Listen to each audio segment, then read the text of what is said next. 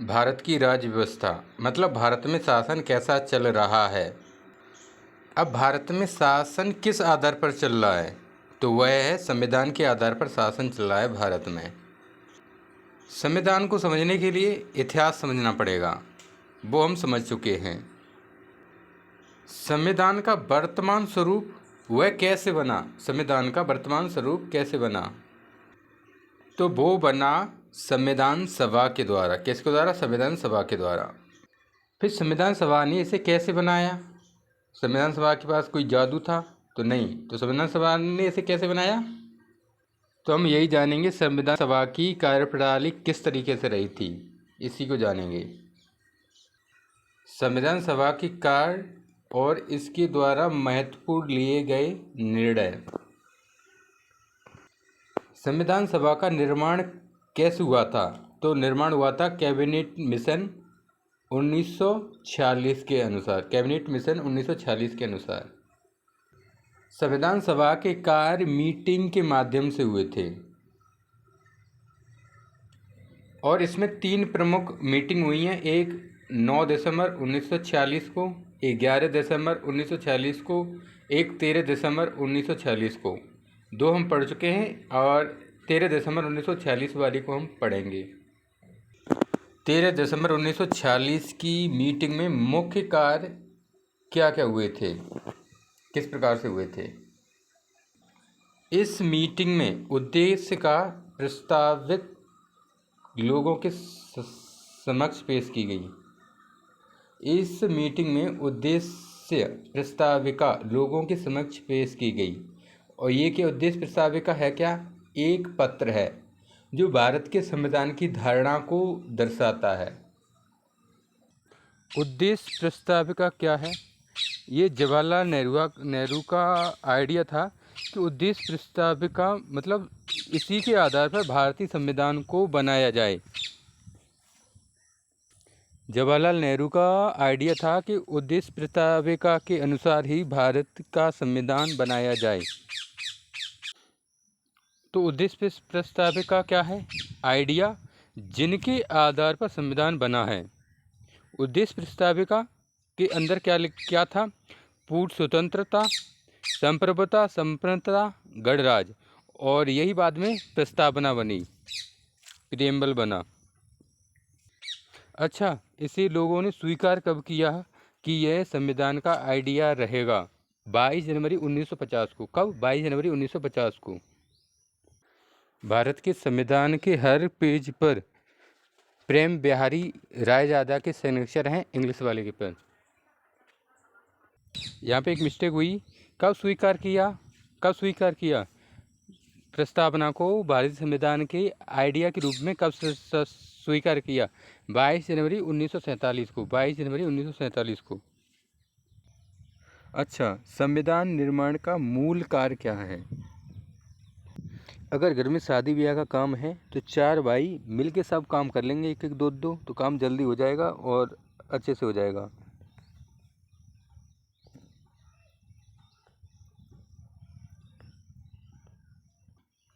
इसी प्रकार संविधान के निर्माण के लिए समितियों का गठन हुआ। तो कितनी समितियों का गठन हुआ? तो टोटल 21 समितियों का गठन हुआ था, और इसमें 8 मेजर यानी बड़ी और 13 माइनर यानी छोटी। 8 बड़ी समितियां और 13 छोटी समितियां। माइनर समिति वाले मिसलेनियस मुद्दों पर काम करेंगे, और मेजर समिति, बड़ी समिति वाले ये मेजर मुद्दों पर काम करेंगे। समितियों को इंग्लिश में कमेटी कहते हैं। समितियों को इंग्लिश में कमेटी कहते हैं। अब बात करेंगे 8 बड़ी समिति, 8 मेजर कमेटी के बारे में। 2 मेजर समिति, एक है संघ संविधान समिति, दूसरी राज्य संविधान समिति। तो 3 समिति थी, एक संघ संविधान समिति,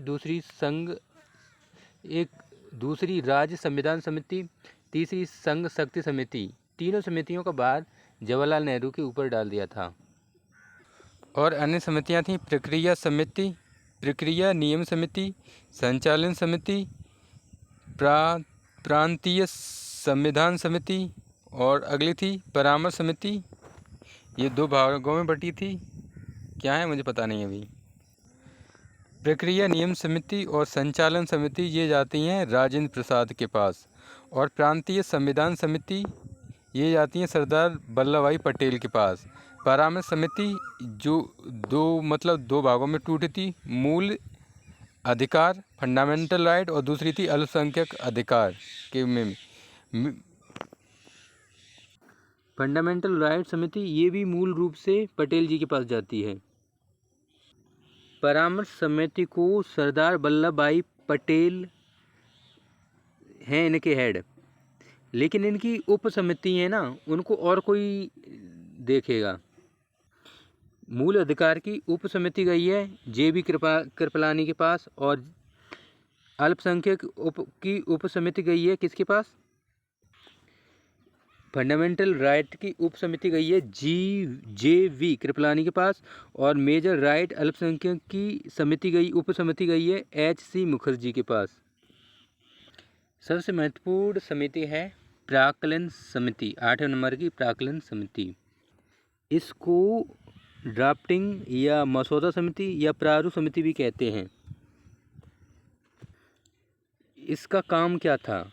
संविधान को सही तरीके से व्यवस्थित करना। और इस समिति ने निर्माण कार्य संचालित रखा संविधान का, मतलब इसने काम को, संविधान निर्माण के काम को एक्टिव रखा। और इसके हेड कौन है? डॉक्टर भीमराव अंबेडकर, बहुत ही स्कॉलर पर्सन हैं ये। और इस समिति में 6 लोग और भी थे। एक हैं अल्लादी कृष्ण स्वामी अयंकर, अगले हैं KM मुंशी जी, और अगले हैं N गोपाल स्वामी। कितने हो गए तो? N गोपाल स्वामी, मो सादुल्ला, DP खेतान, BL मिश्रा। संविधान निर्माण का कार्य 22 जनवरी 1947 को हुआ, और ड्राफ्टिंग कमेटी का गठन 29 अगस्त 1947 को हुआ। ड्राफ्टिंग कमेटी का गठन 29 अगस्त 1947 को हुआ। DP खेतान की पद पर मृत्यु हो गई। DP खेतान की पद पर मृत्यु हो गई, और नया व्यक्ति आया TT कृष्णामपारी। तो नया व्यक्ति आया TT कृष्णामचारी। BL मिश्रा की डिस्प्यूट थे डॉक्टर भीमराव अंबेडकर के साथ, तो इनके रिजाइन कर देते हैं। रिजाइन करने के बाद N माधव राव आते हैं। और DP खेतान का UP पुलिस में भी आया है, UP SI में भी आया है, तो ये बहुत ही इम्पोर्टेंट है। राष्ट्रध्वज परामर्श समिति किसके पास थी? डॉक्टर राजेंद्र प्रसाद के पास।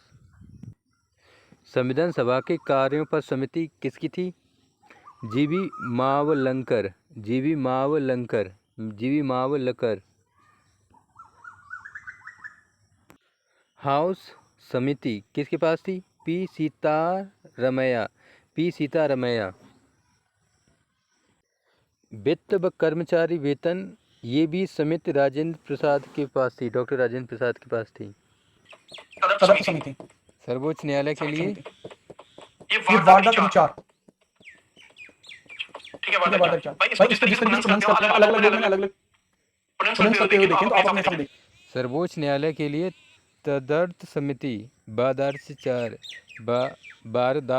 4 के पास थी। 4 किसके पास थी? सर्वोच्च न्यायालय के सर्वोच्च न्यायालय के पदार्थ समिति किसके पास थी? S वारदाचार्य के पास थी।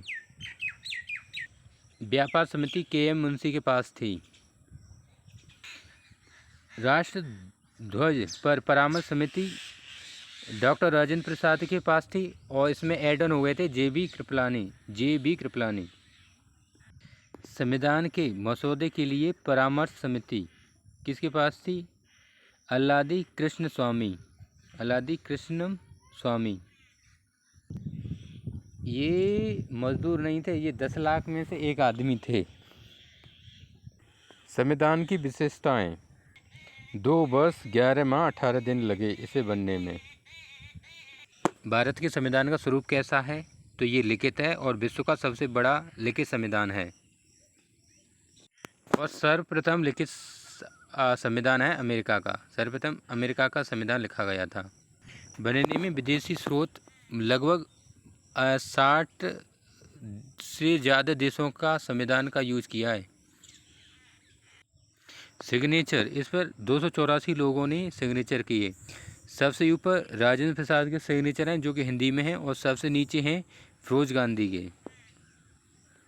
हमें मिली आज़ादी ब्रिटेन से, और ब्रिटेन का संविधान है मौखिक। हमारा संविधान मौखिक क्यों नहीं था, क्यों नहीं है? किसी भारत में उस समय ऐसी स्थिति थी कि भारत से बोल दो ये कानून है, इसे मत तोड़ो, तो वो बोलते कहाँ लिखा हुआ है, तो इसलिए लिख दिया, उन्होंने सब कुछ लिख दिया। Basic detail of our constitute. पहले शुरुआत में प्रस्तावना देखो और अभी देखो, तो अब में 3 शब्द और जुड़ गए हैं। 3 शब्द कौन से जुड़ गए हैं? 1976 में 3 शब्द जुड़ गए। कौन से शब्द थे वो? 1976 में 42वें संविधान संशोधन द्वारा 3 शब्द जुड़े गए। कौन से थे वो? मूल संविधान में 8 अनुसूची थी, वर्तमान संविधान में 12 अनुसूची हैं। मूल संविधान में 22 भाग थे और वर्तमान में 25 हैं, लेकिन गिनती के रूप में, क्रमांक रूप में आज भी 22 ही हैं। मूल संविधान में आर्टिकल कितने थे? 395। वर्तमान में 460, उससे भी बढ़ गए हैं, 470 हो गए। गिनती के हिसाब से आज भी 395 ही आर्टिकल हैं, लेकिन गिनती नहीं, क्रमांक के अनुसार 395 हैं, लेकिन गिनती के काउंट करोगे ना तो 470 पहुँचेंगे। भारत का संविधान हाथ से लिखा हुआ है। भारत का संविधान कौन सी भाषा में है? तो हिंदी अंग्रेजी दोनों में ही है। तो पहले हुआ था अंग्रेजी में, उसके बाद हिंदी में, लेकिन कहा जाता है दोनों का साथ ही साथ में हुआ था।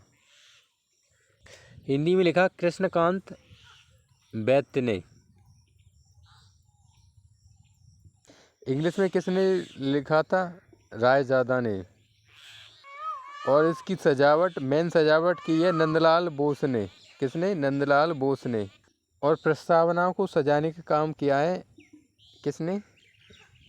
राम मनोहर सिन्हा ने। राम मनोहर सिन्हा ने। अंग्रेजी में लिखा है प्रेम बिहारी नारायण रायजादा ने। दिल्ली के थे, एडवोकेट भी थे।